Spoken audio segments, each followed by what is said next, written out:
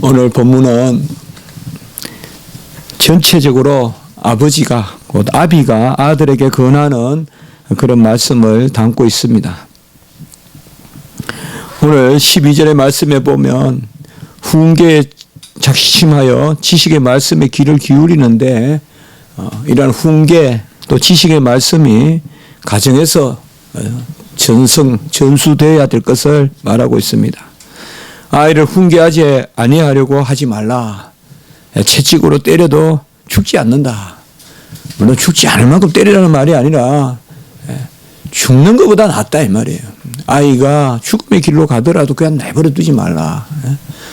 아이가 잘못된 길로 가고 사자 입이 덕시덕시 뱀이 덕시덕시라는 그런 길로 그런 참 험악한 길로 무서운 길로 삭막한 길로 가는데도 놔두는 것보다는 종아리를 쳐서라도 그 걸음을 막는 게 맞다. 그래서 채찍으로 때려서는 죽지 않으나 그냥 두면 죽는다. 그것을 우리에게 말하고 14절에 보면 특히 그를 채찍으로 때리면 그의 영혼을 소홀에서 구원하리라. 소홀은 이제 지옥을 뜻하고 이스라엘인들에게 이 소홀이라는 개념은 땅속 깊은 그러한 어느 지역을 뜻하는 결국 죽음을 뜻한다고 보면 됩니다. 시편이나 또 이런 데 말씀에 잠언이나 나오는 소홀에서. 그래서 자식에게 결국 매를 든 사람이 그 자식을 살리는 것이죠. 실제로도 그렇잖아요. 보면 아주 부유하고 막 모든 것을 다 해입히고 해먹이고 뭐 이것저것 다 시키는데 자식이 마약에 빠지고 그래서 30대 뭐 초반 이럴 때 그냥 살지 못하고 뭐 미국이나 이런 데도 보면 그 뭐 문명 사회라 하지만은 그러한 일들이 많이 일어나지 않습니까? 바로 오늘 그 가운데서 내 아들아 만일 내 마음이 지혜로우면 나하고 내 마음이 즐겁겠고 그래서 아들에게 무엇을 요구하느냐 그것을 우리가 먼저 한번 살펴보면 좋겠습니다. 마음의 지혜를 자식들에게 요구하라 이것을 이야기하고 있습니다. 요새는 기능은 많고 또 지식은 좀 더 많을지 몰라도 이 지혜가 부족합니다. 지혜가 부족해요. 참 서당에서 글을 많이 읽고 나오는 양반집 자제는 지식이 많은데 그 앞에 섬돌에 신발 놔주는 그 종이 지혜가 있다고요. 그래서 집에 불이라도 나고 도적이라도 들고 이러면 글 읽은 그 백면서성은 뭘 어찌할 줄 모르는데 또 장마철에 어디 콩이라도 널어놓고 고추라도 널어놓으면 어찌할 줄 모르는 거예요. 책만 읽어서. 지식이죠. 그러나 그 종들은 뭐 금방 그냥 후두둑 해가지고 싹 덮을 것도 없고 비가 와도 편안하게 또 지나게 한다 이 말이죠. 마음의 지혜를 갖도록 해라. 어쨌든 우리 사회가 이 지식 이제 한욕구사도 치고 하지만은 참 보면 그렇잖아요. 어쨌든 서구에 이렇게 뭐 제가 잘은 모르지만 미국이나 영국이나 또 유럽이나 이런 학제를 보면 뭔가 모르게 이 지혜를 좀 더 그래도 찾아가는 그런 학문 아닌가. 좀 지혜 있는 학생을 찾는 거죠. 대학교에서. 단순히 어떤 막 암기하거나 해서 뭐 막 벼락치기 해가지고 그냥 다 까먹을 거라도 오늘 저에게 외우면 내일 점수는 나오는 어떤 그런 것보다는요. 그래서 내 마음이 지혜로우면 곧 내 마음이 즐겁겠고 이제 아비가 자식에게 이야기하는데 자식들이 마음에 지혜를 갖게 하면 그것이 부모도 즐겁다. 물론 여기는 내 마음은 하나님의 마음이라고 해도 됩니다. 이 잠언에서 너, 나 이렇게 할 때 자주 지혜를 나라고도 표현하고 결국 하나님을 표현하는 거라고도 볼 수 있거든요. 그래서 마음에 지혜를 갖도록 해라. 참 어떻게 보면 저도 참 그런 부분에 그런 마음은 있었지만은 잘 안 되는데 좀 이렇게 여행도 좀 데리고 다니고 또 세상도 가장 중요한 거 이런 것들을 부모님이 함께 경험해 주고 그래서 자식들이 그것을 어느 정도 이렇게 배우게끔 해서 우리 결혼식 때 보면 그 아버지가 손을 딱 잡고 딸을 이제 다른 남자 이제 신랑에게 그 사이에게 넘기는데 그것을 꼭 결혼식 때만 하지 말고 평소에도 좀 이렇게 그런 순간순간을 좀 넘겨주는 그 아버지가 아들에게 넘겨주고 또 아버지가 딸에게 넘겨주는 그런 그 지혜가 좀 있으면 좋지 않겠어요. 근데 그런 게 다 단절되잖아요. 학교 교육을 학교에서만 시키는 거고 막 이렇게 되니까 집에는 잠만 자고 집에는 그냥 밥만 해 먹이고 옷만 해 입히는 막 이런 것들이 있다 보니까 이게 아이들이 지혜롭지 못하니 도무지 지혜롭지 못해요. 그래서 그러니까 또 부모들은 불안하고 그런데 마음의 지혜를 가지라. 결국 이 지혜는 뭐예요? 우리가 세상에서 말하는 지혜도 단순한 지식을 넘어서지만 결국 여기서 말하는 아이들의 마음이 지혜로우면 내가 즐겁다 할 때는 이 지혜는 마음이 하나님께 합하고 매사 하나님의 뜻을 구하고 또 그 뜻대로 어쨌든 노력하면서 살려고 하는 하나님의 음성을 듣고자 애쓰는 그러한 것들을 아이들에게 좀 시키라 이거죠. 우리가 아이들이 스스로 젖을 찾아 먹습니까? 억지로라도 아이를 땡겨다가 젖을 물려야 아이가 살잖아요. 마찬가지입니다. 하나님께 어릴 때는 갖다가 물려야 돼. 갖다가 물려야 됩니다. 소요리, 대요리 문 다 가르치고 그 한국교회가 그렇게 해야 됩니다. 갖다가 아이들에게 물려야지. 아이들이 판단해서 좋은 것만 가가지고 아이들이 좋아하는 자리만 앉히려고 그러고 그렇게 하면 어떻게 배우겠냔 말이에요. 아이들이. 바로 그것입니다. 어릴 때 마음의 지혜를 갖도록 하나님께 부착해서 살도록 여호와의 말씀을 날마다 묵상하고 또 그것을 즐거워하도록 그러다가 젖을 물리듯이 갖다 물리라는 것이죠. 그것이 바로 마음의 지혜를 갖도록 하라. 그리고 16절에 보면 또한 정직한 입술을 말하고 있습니다. 만일 내 입술이 정직을 말하면 내 속이 유쾌하리라. 부모가 자식이 부모 앞에 와서 막 거짓말을 하면서 아버지 이런 사업 한번 해보겠습니다. 그게 사기고 도둑이고 그러면 부모가 유쾌하겠습니까? 그렇지 않아요? 자식이 그냥 농군의 아들로서 땀을 뻘뻘 흘리고 아버지 이번 가을에는 옥수수를 좀 조를 또 수수를 좀 소출해서 우리가 겨울에 좀 떡도 만들어 먹고 그때 유쾌하다 이거죠. 내 속이 유쾌하다. 내 입술이 정직을 말하면 그러니까 아이들을 어릴 때 정직하게 거짓 없이 자라게끔 하라. 이 거짓말은 정말 그 전념성이 얼마나 강한지 한 번 거짓말을 하면 10가지를 또 배우고 또 10가지 거짓말을 하면 1000가지 10,000가지를 배우는 게 이 거짓이거든요. 아이들이 보면 우리가 그렇게 이야기하잖아요. 아이들이 교육학자들도 이야기하잖아요. 거짓말을 2살, 3살부터 배운다는 거죠.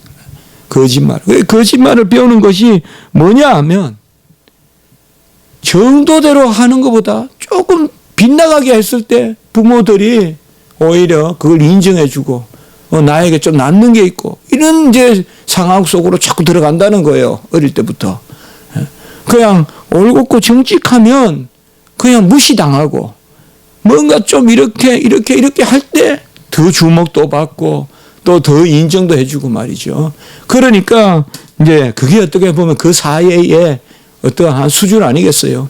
그래 그런 사회 속으로 점점 끌려 들어가는 거죠 아이들이. 그러니까 알게 모르게 거짓을 배우고 그냥 10마디 하면 9마디는 그냥 거짓말이고 뭐 이렇게 자꾸 요새는 뭐 어떤 젊은이들이 보면 그냥 거짓말을 그냥 마치 그 뭐라 그럴까 하나의 그 유행같이 하는 이런 것도 있어요. 그러니까 뭐를 이야기를 하면 아무리 3번 4번 불어도 똑바로지게 이야기를 안 해요. 그런 게 있어요 우리 요새 젊은이들이.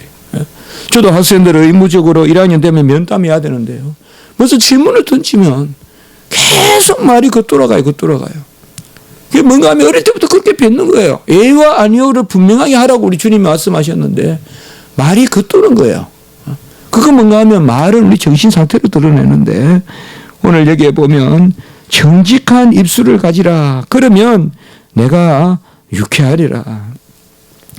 사실 우리가 하나님 앞에서 입술로 고백하고 또 기도도 하고 또 하나님 앞에 우리가 나아갈 때 가장 중요한 것은 내가 뭘 과장해서 하나님 이런 걸 해보겠습니다. 어떤 회사 이런 데 면접할 때 내가 할 수 없지만 일단 모면하기 위해서 저는 이런 거 할 수 있습니다 하는 그런 것이 아니죠. 특별히 하나님은 다 아시니까. 하나님 앞에 갔을 때는 우리는 뭐예요? 나는 할 수 없습니다. 나는 부족합니다. 맞잖아요. 나는 연약합니다. 잠시후를 알지 못합니다. 정말 잠시후를 알지 못합니다. 이 정직한 입술이 있어야 하나님을 유쾌하게 하는, 하나님을 즐겁게 하는 그것을 오늘 또한 말씀해 주고 있습니다. 우리가 자주 나누지 않습니까? 특별한 일 없으면 열매 맺는다. 저는 항상 그렇게 생각하거든요. 하나님 살아계시고 하나님이 모든 만물을 먹이시는 것보다 하물며 너희일까 보냐. 우리를 먹이시는 그 하나님이시기 때문에 우리는 정직한 자리에서 특별히 이러한 사회가 혼란스럽고 또 여러모로 한쪽이 온전치 않으면 다른 쪽은 온전하겠어요. 모든 것은 총체적으로 항상 구조적인 문제를 안고 있는데 이럴 때일수록 우리가 좀 더 생각할 것은 너무 남을 비난하거나 또 그런 것도 있지만은 정직해야 된다는 거죠. 정직하게 나도 헤아려 보고 남도 판단하더라도 그런 것들을 우리가 생각해 볼 수가 있다. 그래서 마음의 지혜와 정직한 입술과 그리고 17절에 보면 아이들에게 무엇을 가르치느냐. 죄인들이 형통하는 것을 부러워하지 말고 못난 사람들이 잘 살고 적당주의가 판을 치고 이러한 것을 부러워하지 말고 여호와를 경외하라라고 이렇게 말씀하고 있습니다. 여호와를 경외하는 것이 지혜와 지식의 근본이라는 것은 잠언에서 계속해서 말씀하고 있는 것입니다. 이 17절의 말씀은 달리 말하면 여호와를 경외하는 것과 죄의 형통, 죄인의 형통은 같이 양립할 수 없다는 것입니다. 죄인이 형통한 것도 누리면서 여호와를 경외할 수 없다는 것입니다. 여호와를 경외하는 자는 죄를 떠나려고 해야 되고 죄인들의 형통에 미련을 갖지 않아야 된다는 것입니다. 가장 의인들이 빠지는 게 뭐예요? 죄인들의 그 형통의 맛을 보려고 동참하다가 다 끌려 들어가는 거예요. 멀쩡하게 잘 배우고 똑똑하고 어릴 때부터 잘 배워가지고 말이죠. 아주 공부도 하고 열심히 살았던 사람들이 왜 하루아침에 퍽퍽 쓰러지냐 이 말이에요. 그렇게 열심히 공부하고 엘리트란 말을 듣고 무슨 고시수석이라고도 하고 그래가지고 그 곳으로 올라가다가 왜 어느 순간 퍽퍽 넘어지냐 이 말이에요. 죄인의 형통을 부러워하니까 그렇습니다. 제가 우리 교회 성도님들에게 자주 그걸 이야기하잖아요. 잘 살라고 너무 잘 뛰어나게 살려고 하지 말고 정직하게 살고 하나님 앞에 올곧게 살아라. 여호와를 경외하는 사람은 저 사람 보니까 우리 다 있거든요. 우리 마음에. 저 사람은 조금 덜 하는데도 잘 살고 이런 방법을 알고 있고 이제 그것을 이제 부러워하다 보면 여호와를 경외하는 것을 떠나는 것이죠. 왜? 여호와는 해전하는 그림자도 없고 여호와는 항상 의로우시고 절대 거룩하시기 때문에 여호와를 경외하는 자들이 여호와를 가까이 하는 자들이 죄를 즐거워할 수가 없거든요. 그렇기 때문에 너희들은 죄인의 형통을 두려워하지 말라라고 말씀하고 있습니다. 18절의 말씀에도 보시면 정령이 내 장래가 있겠고 내 소망이 끊어지지 않는데 그것은 바로 여호와를 경외하는 자들에게만 장래가 있고 소망이 끊어지지 않는다라고 말씀하고 있습니다. 오늘 특별히 이 세 가지를 자녀들에게 가르치라라고 우리가 먼저 이 말씀을 통하여서 볼 수가 있습니다. 마음의 지혜를 자녀들이 갖게 하고 그 마음에 지혜가 있으면 부모들이 즐거워하고 어떤 상장을 하나 받아온 것보다도 하나하나 살아가는 어떤 그런 지혜를 배우는, 아마 이런 것은 어떻게 보면 대가족 제도가 더 좋을 수도 있습니다. 어릴 때부터 더불어 사는 거, 어릴 때부터 어떤 위계 질서, 또 위도 있고 아래도 있고, 이런 거는 좀 대가족 때는 배우죠. 그래서 무슨 친척도 있고, 제가 봐서 그거 좋은 것 같아요. 어쨌든 인간은 사회적으로 더불어 사는 존재니까 말이죠. 근데 핵가족이 되다 보니까 참 지혜가 없어요. 그냥 보이는 거 그거 한 가지만 있어요. 뭐 1년의 삶이 그냥 톡톡 부러지는 그거밖에 없어요. 그러니까 뭔가 이렇게 배우는 기회들이 많이 없는 것 같아요, 사회들이. 그냥 그거 하나만 알아요, 그거. 학교는 학교만 알고, 또 학원이면 학원만 알고. 마음의 지혜를 갖고 정직한 입술을 갖고 여호와를 경외하라. 이러한 가운데 오늘 말씀은 자녀들에게 좀 더 구체적인 것을 요구하고 있는데, 그것은 아까 말씀과 같이 죄인의 형통, 악인의 형통을 부러워하지 말고 죄인들과 악인들과 한자리에서 그것을 누리지 말라고 오늘 특별히 말씀하고 있습니다. 악인과 더불어 먹고 마시지 말고 악인이 주는 것을 즐거워하지 말라. 요새 무슨 기념납법이나 이런 게 있는데요. 어떻게 보면 오늘 말씀이 바로 그런 거와 비슷한 그런 말씀을 담고 있습니다. 오늘 앞으로 가서 1절에 한번 보시면 건세 있는 간음과 음식을 나누지 말라, 이렇게 말하고 있습니다. 간음과 함께 음식을 나누지 말라, 이건 간단합니다. 건세 있는 사람과 뇌물 주지 말라는 거예요.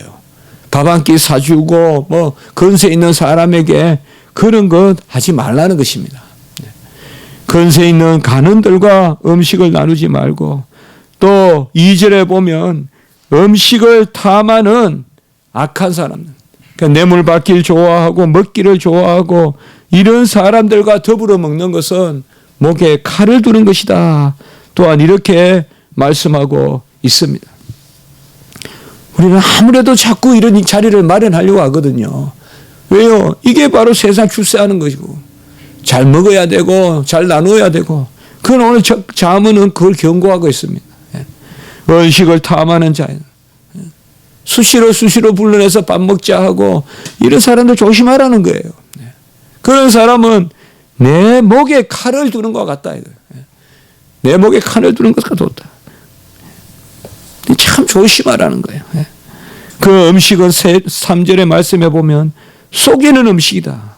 요새 무슨 밥 한 끼만 먹어도 안 된다 하고, 뭐 저는 무조건 부정적으로만은 볼 필요가 있겠냐.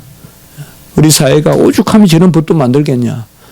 잘 모르잖아요. 우리 뭐 서민들은 잘 모르는데 그런 게 많은가 보죠.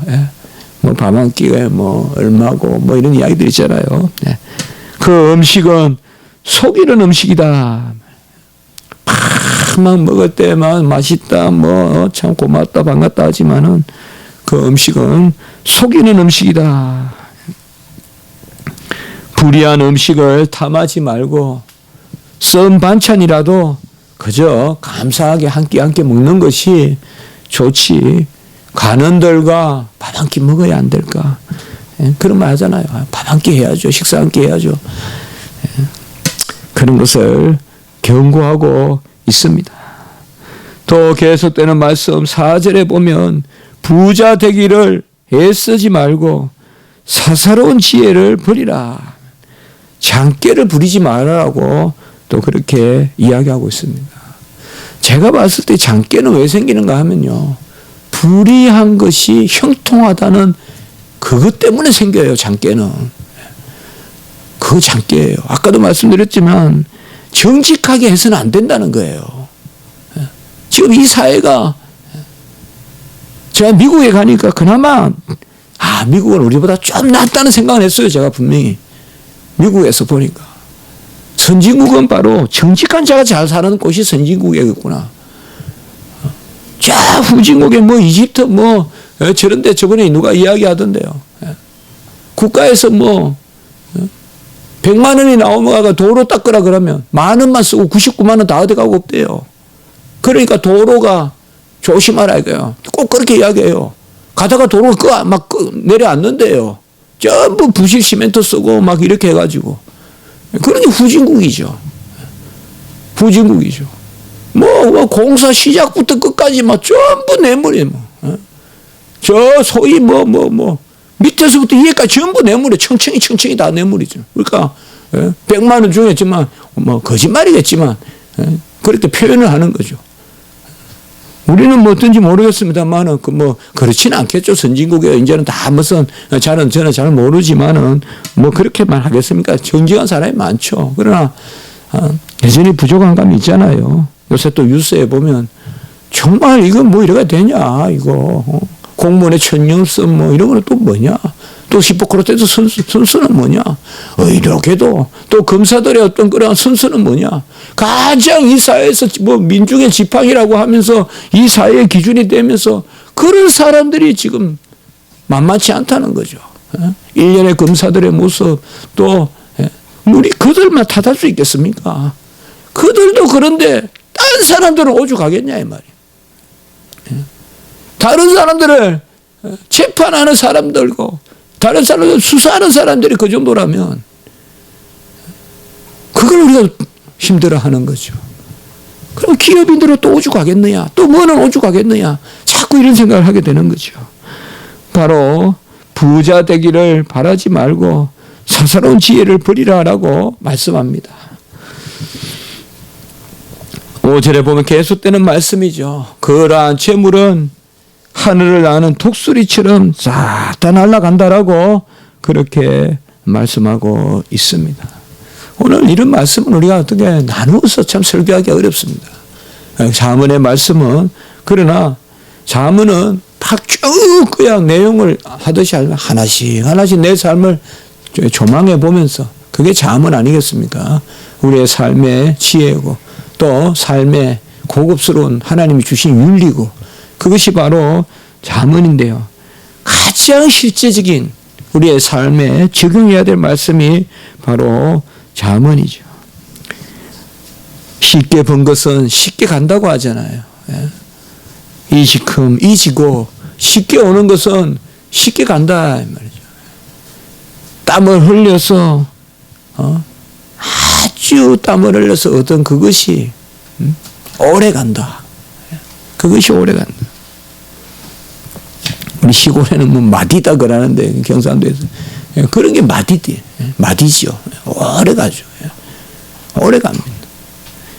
뒷산에서 나무를 해야도 그 갈비라 그러죠.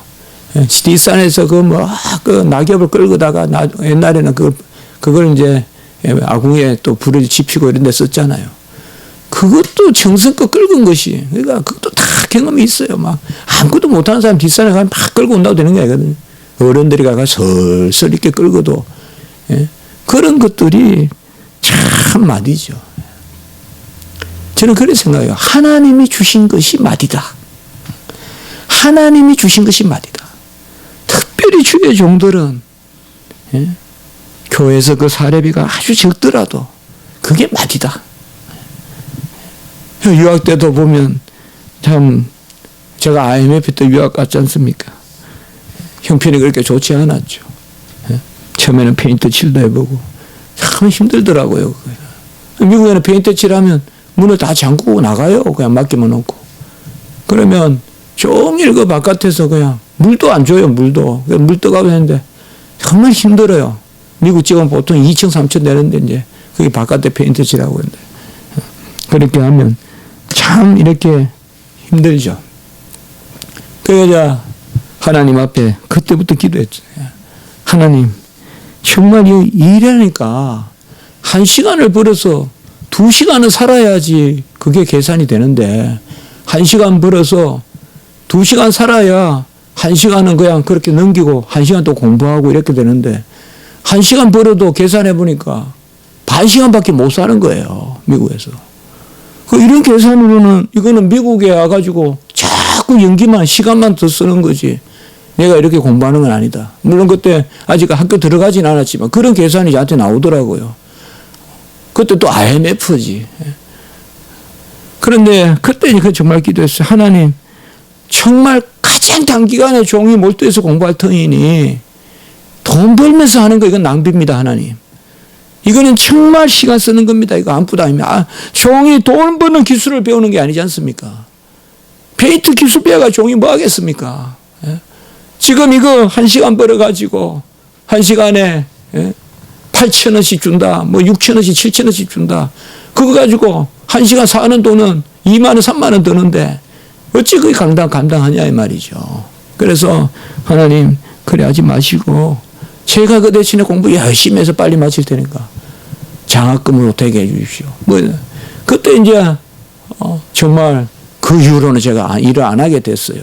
장학금도 받게 되고 또 교회를 섬기게 되는데 저 디트로이트까지 제가 그란 레피즈 이번에 트럼프가 마지막에 유세했던 그란 레피즈가 제가 다녔던 학교거든요.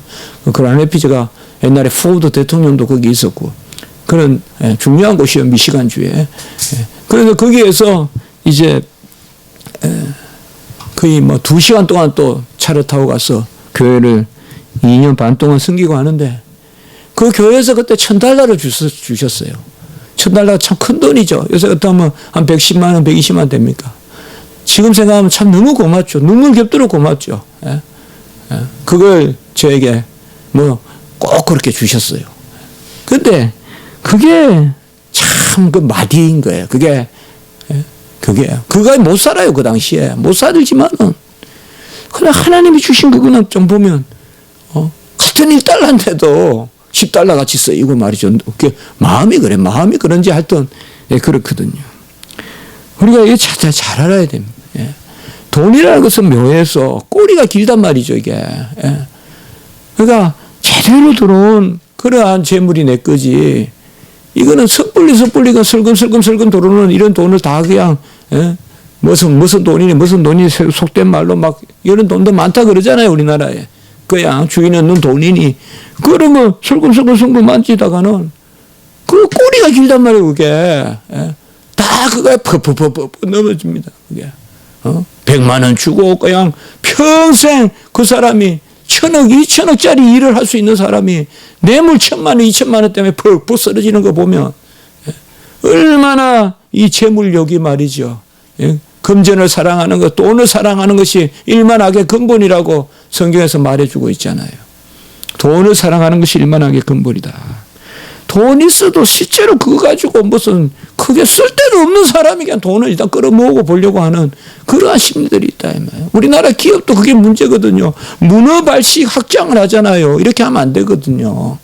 그냥 일단 자꾸 외형 막 크게 만들어 놓고 보려고 하잖아요. 그래야 어선 단체 가서도 대우도 받고 그렇게 한다 그러잖아요. 그래 오늘 여기 말씀이 바로 그거거든요. 하나님이 나에게 주신 것을 귀하게 여기고 그렇지 않은 것은 독수리의 날개가 있어가 싹 날아가는 새와 같이 독수리와 같이 그러한 재물들은 날아가는데 독수리가 그냥 갑니까? 다 물고 가죠. 있던 것까지 다 끌고 간다 이 말이에요. 있던 것까지. 열심히 땀 흘리고 천직은 없어요. 천직만 있지. 천직은 없어요. 천직만 있지. 천한 직업은 없어요. 하나님의 직업만 있지. 하늘 직업만 있지. 그게 우리 청교도 사상이에요. 천직은 없어요. 천직만 있어요.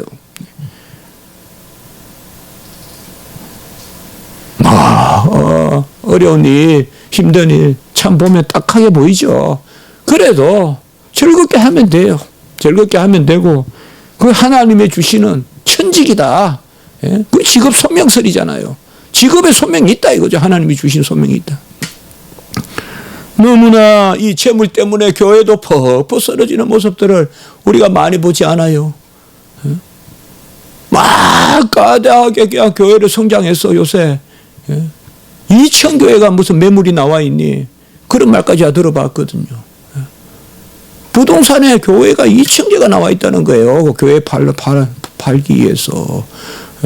막 그냥 지어놓으면 된다고 해서 막 저기 분당이나 이런 데 막 보니까 막 판교나 이런 데 지어놓고는 이단 교회가 또 사가지고 가고 막 이런 일들이 많이 생기잖아요. 이런 것들이 결국 그거라는 거죠. 그냥 소소하게 잔잔하게 하나의 뜻 가운데 초심을 버리지 않고 기도하고 또 우리가 그 직업 가운데 말이죠. 예? 거친 빵을 먹고 그 빵이 부드러워봤자 얼마나 부드럽겠어요. 안 그렇습니까? 얼마나 부드럽고 얼마나 거치겠어요. 그냥 한 끼 때우면 되는 거지. 그것을 어쨌든 부드러운 음식 그거 좀 먹어보려고 그렇게 자꾸 그렇게 하다가 사람들이 퍽 예? 그 사람 인품을 보면 정말 참 1,000,000불짜리 인품인데 1,000달러, 10,000달러에 그냥 팔려서 퍽 쓰러지는 거 보면 참 답답한 노릇이다. 그것이 오늘 특별히 우리에게 말씀해 주고 있어요. 불의한 재물을 가까이 하지 말고 6절에도 보세요. 악한 눈이 있는 자의 음식을 먹지 말라. 음식을 하나 주고는 그냥 쫙 곁눈질하고 말이죠. 이제 너 먹었어. 너 이제 나한테 매였어. 이러한 음식, 그의 음식을 탐하지 말고 7절에도 바로 그런 것을 계속 말하고 있습니다. 8절에 보세요. 조금 먹은 것도 토하겠고 아름다운 말도 헛되내려 가고 9절에 특별히 뭘 이야기하고 있습니까? 미련한 사람과 담합하지 말라는 거예요. 사람이 급하면 어쨌든 사람 모으려고 이 사람 저 사람에게 내 말하고 동지 규합하려고 하고 그것도 하지 말라는 거예요. 당 짓는 거죠 이게. 미련한 자의 귀에 말하지 말지니라고 이렇게 말하고 있습니다. 차원이 우리에게 말씀해 주는 것은 한 가지입니다. 여호와를 의뢰하고 여호와를 즐거워하고 여호와께 감사하고 여호와가 경계를 정해놓은 그 울타리 안에서 즐겁게 머무는 양과 같이 양이 울타리를 펄쩍 그냥 뛰어넘어가 가지고 저기 맛있는 거 있겠다 해서 탁 뜯어먹다가는 독초를 먹게 되기도 하고 사자에게 그냥 덮치기도 하고 사자도 약무리는 공격 안 하거든요. 물이 때가 있는 건 공격 안 해요. 그러니까 약한 짐승들은 모여 있는 거잖아요. 강한 짐승들은 뿔뿔이 돌아다니잖아요. 혼자 다니면서 그냥 해먹고 이러잖아요. 그것이 바로 오늘 말씀이에요. 하나님의 지게석을 옮기지 말라. 지난주에도 나왔지만 오늘 10절 보시면 지게석을 옮기지 말고. 이 지게석이란 말이 뭐예요? 하나님이 정해놓은 우리 삶의 울타리, 그것을 넘어서 곁눈질하고 눈을 홀기고 그리고 조바심을 내면서 세상이 다 이렇게 즐기고 한락에 빠져 있고 세상이 다 이렇게 이런 경향으로 살아가는데 나도 저렇게 살아야 되지 않냐 하면서 불의한 음식을 먹고 또 미련한 기에다가 한마디 하려고 전화해서 사람 모으고 이런 것들을 하지 말라라고 이야기했어요. 오늘 10절에 지게석을 옮기지 말라. 그리고 11절에 보면 구속자는 강하시니라고 이렇게 말씀해 주고 있습니다. 우리에게 주는 잠언의 말씀은 아비가 아이에게 가르치는, 전에도 우리가 말씀을 드렸지만은 하나님이 우리에게 주시는 말씀은 특별히 구약은 교회가 가정단이거든요. 가정단이에요. 기본적으로 아브라함의 가정, 이삭의 가정, 야곱의 가정, 가정 단위의 가르침, 그게 오늘날 교회의 가르침이에요. 그래서 구약 시대 때는 부모가 자식에게 가르치는 거, 이게 오늘날 교회 설교예요. 이게 교회 설교예요, 오늘날. 그런데 오늘날은 교회 설교가 있으므로 행여 이 자녀에 대한 교육이 많이 약해지고 있죠. 자녀들을 정말 무릎을 꿇히고 가르치고 종아리를 때리면서 해초리를 들고 가르쳐야 되죠. 우리가 다 장년한 어른들인데 어릴 때 어머니가 아버지가 우리를 그렇게 가르치지 않았다면 지금 우리가 이렇게 있을 수 없잖아요. 그렇잖아요. 어릴 때 그래도 부모가 혼을 냈기 때문에 자식이 이렇게 사회에서 그래도 인간 노릇하고 있는 거 아니에요. 그런 교육을 못 받았다면 어떻게 살겠어요, 우리가. 예의도 배우지 않았고 염치도 배우지 않고 그렇게 어릴 때 살았다면 지금 우리가 어떻게 인간 구실을 하겠냐 말이에요. 그런데 정작 우리 지금 세대들은 아무리 생각해도 너무 못 배우고 있어요. 못 배우고 있어요. 무슨 기계는 만지고 막 손이 보면 막 바빠요. 가만히 못 있어요. 요새 보면요, 아까 제가 면담 이야기했는데 면담하다 보면요. 한 손을 보면 알아요. 손을 가만히 못 있어요. 막 두드리는 사람도 있고요. 막 이렇게 막 볼펜 같은 거, 볼펜이 없으니까 혼자 손을 이렇게 하는 사람도 있고. 이 손이 이게 중독돼 있어, 이게. 가만히 이렇게 못 있어요. 면접할 때 잘. 서 있을 때 서 있는데 앉아 있을 때 보면요. 손을 막 이렇게. 하나님이 우리에게 오늘 말씀에서 그것을 말하고 있습니다. 23절 우리가 한번 읽어보겠습니다. 23절 같이 한번 읽겠습니다. 시작. 진리를 사되 팔지는 말고 지혜와 훈계와 명철도 그리하지니라. 좋은 것을 누가 팔겠어요? 사지. 진리를 사되 팔지는 말라. 정말 우리는 하나님이 주신 이 진리는 사고 세상의 것을 팔아버리라는 거죠. 근데 세상의 것을 자꾸 살려고 조바심을 내고 세상 거 배우려 하고 세상 거 어쨌든 닮아가려 하고 그렇게 하지 말라라고 이렇게 말하고 있고, 특별히 오늘 후반부의 말씀에 보면 이러한 자식들은 부모를 청종하고 22절에 보면 늙은 어미를 경히 여기지 말지니라. 저는 인간의 가장 아름다운 그러한 인격이 어디 나타나느냐. 노년의 부모를 대하는 자식의 모습을 보면 나타난다. 저는 그렇게 생각해요. 정말. 부모가 뭘 줄 때 잘하는 그런 자식이 아니라 부모가 더 이상 노쇠해서 아무것도 할 수 없을 때 그때 정말 자기 속에 낳은 딸같이 자식같이 그 몇 배나 더 부모를 사랑하는 사람. 이제 자식도 낳아보고 딸도 낳아보고 아들도 낳아보니까 그 부모가 귀한. 물론 그런 부모가 다 기회를 주는 건 아니죠. 빨리 돌아가시기도 하고. 그게 참 우리나라 말로 천추의 한이라고 하잖아요. 부모가 빨리 돌아가시고 어디 뭐 여행을 가도 기분도 안 나고. 저도 그렇거든요. 어디 가나 돌아가시는 어머니 생각나거든요. 이곳에 어머니 살아계셨으면 같이 왔으면 얼마나 좋았을까. 뭐 중국 장가게 갔을 때도 그 생각이 나고 또 뭐 어디 가도 그렇죠. 어디 음식 맛있는 음식 먹어도 그렇고 다 자식들이 그렇죠. 부모에게 잘하고 이게 약속 있는 첫째 계명이지 않습니까? 부모가 자식을 훈계하고 오늘 이겁니다. 자식에게 해초리를 들어야 자식이 늙은 부모에게 공경합니다. 이건 앞뒤가 안 맞는 것 같아도 자식을 오냐오냐만 키운다고 해서 자식이 부모를 업어주지 않습니다. 이것을 우리는 잘 성경의 가르침은 이렇습니다. 초달하라. 옛날 성경에 보면 초달하라.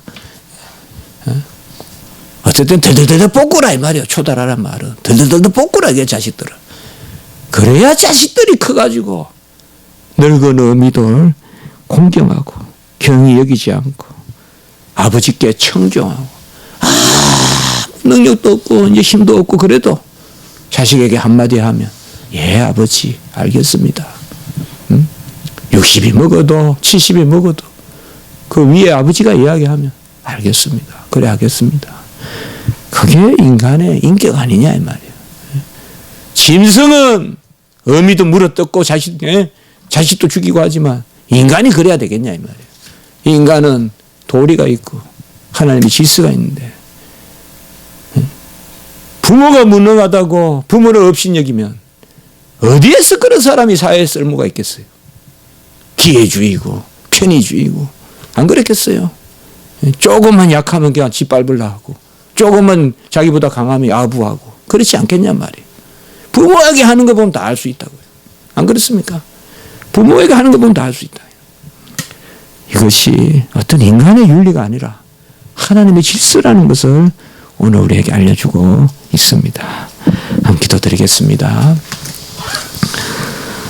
거룩하고 자비로우신 하나님 아버지, 자식을 잘 가르치고 또 자식에게 매를 들어서 그 매가 자식을 죽게 하는 것은 아니니 죽음의 길로 가는 자식을 매를 들어서 말리라고 그렇게 말씀해 주시고 또 매를 들어 키운 자식이 또 아버지여 노년의 부모에게 청종하고 부모를 경히 여기지 않는 그런 자식이 될 거라고 그렇게 말씀해 주셨습니다.